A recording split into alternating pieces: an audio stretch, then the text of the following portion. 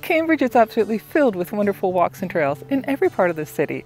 I'm going to be showing you 3 of my most favorite winter walks, and once I show them to you, I know you understand why these are my go-to walks over and over again. There are many more walks and trails to discover, and I would love to know which ones are your favorites. Drop me a comment below. These 3 walks have parking, are on city maps, and are well used. We're starting at Linear Trail in the Preston area, or more accurately, Bob McCullen Linear Trail. This is a straight trail, 3.2 kilometers long, so you'd be walking out and back unless you wanted to make it a loop, by leaving the trail at the end and walking through the historical part of Preston. There are 2 places to park, but I'll get to the second one a bit later. I like to park at Preston Memorial Arena. There's plenty of parking and you can easily see where the trailhead begins. There's going to be a slope going down this path as you'll be walking beside the Grand River. Make sure you're wearing the proper footwear for the weather conditions.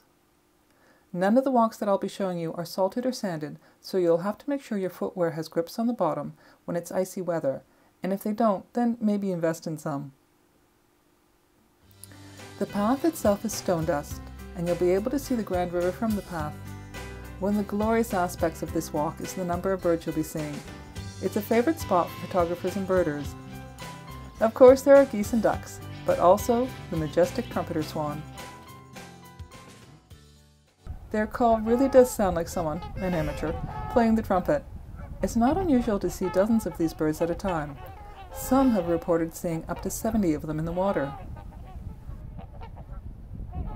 The trail weaves back and forth beside the river. Dog walkers are almost always seen here. Since it's a there and back type trail, you can easily decide how long you want to walk for and then turn back. If you don't want to do the decline on the hill, then the second trailhead is at Chopin Street at Hamilton Street. This part of the trail is more in the bush, and even though there's a side path that goes to the water's edge, if you stay on the main trail, it's a while before you're walking beside the Speed River before it joins the Grand River. Of course, this path is glorious in all seasons, but I truly enjoy seeing the swans in the winter. My other favorite trail is in the Haspel area. The Mill Run Trail is a 5-kilometer long stone dust trail. The trail runs along the Speed River from Sheffield Street parking lot. This is also a there and back trail, but there's something very interesting at the end of the trail, which I'll mention when we get to it. There's ample parking at the side of the road on Sheffield Street and at the parking lot at the trailhead. Again, you need to wear footwear that's appropriate for the weather. One of the first things that you'll be seeing from this vantage point is the train bridge, and people often ask, is it in use? Yes it is. And don't let anyone tell you otherwise. Excitingly, the trail follows the historic 1896 Galt, Preston and Hespeler Electric Railway line. It passes through Chillago Conservation Area and the former Idlewild Park. Idlewild Park opened in 1899 and could only be accessed by the street railway line. Park goers were given ribbons to wear provided they had paid. Popular for dances and picnickers, it closed in 1916. This part of the trail is always close to water, and here you'll be walking next to the Silkenet Dam.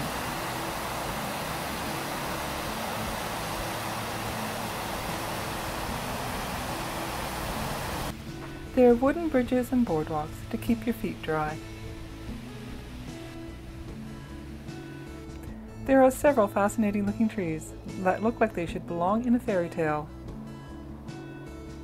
A metal bridge crosses a river whose name I don't know, and if you do, could you leave me a comment below?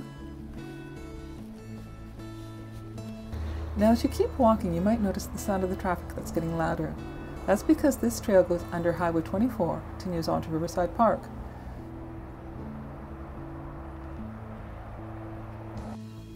If you continue on to the end of this trail, you'll connect to my next favorite walk. My third favorite walk, it's back in Preston, in Riverside Park. Riverside Park is Cambridge's largest community park.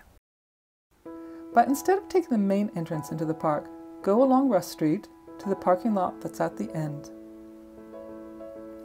I'm going to be taking you along the boardwalk that during the summer goes over the wetlands and the river, but in the winter is a beautiful frozen landscape that has a special delight.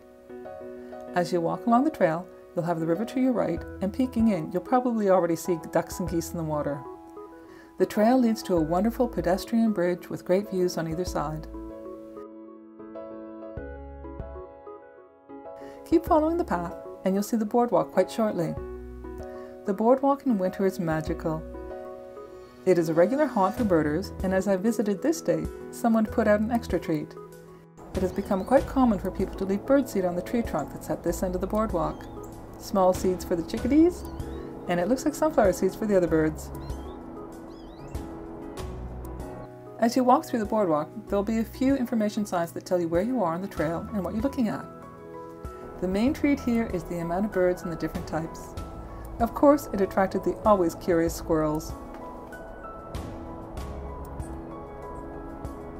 While they're still nervous of people, they also seem to be quite curious, and it isn't uncommon to see them flying around people as they're scoping them out for food.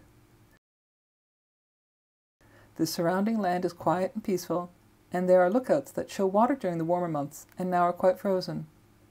I like to take my time walking through the boardwalk and will sometimes double back to see if the birds have started eating birdseed put out for them after I've walked past. Different areas of the boardwalk seem to attract different types of birds. At one point it seemed to be mostly cardinals that were feeding from the bird food. I walk the boardwalk in a loop. When it ends, I turn to my left along the road following the signs of the baseball diamonds. There, I go to my left again, skirting the diamonds on one side and the bush on the other until I see the river again. Here once again, I go to my left, following the river until I see the pedestrian bridge that I first crossed over to reach the boardwalk. The delightful thing is that if you're really energetic, you can walk all 3 walks in one day because they connect to each other.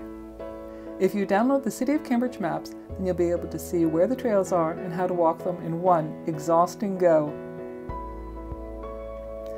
I've loved sharing my favorite winter walks with you, and as I've said before, the best way to survive a Canadian winter is get out there and enjoy it.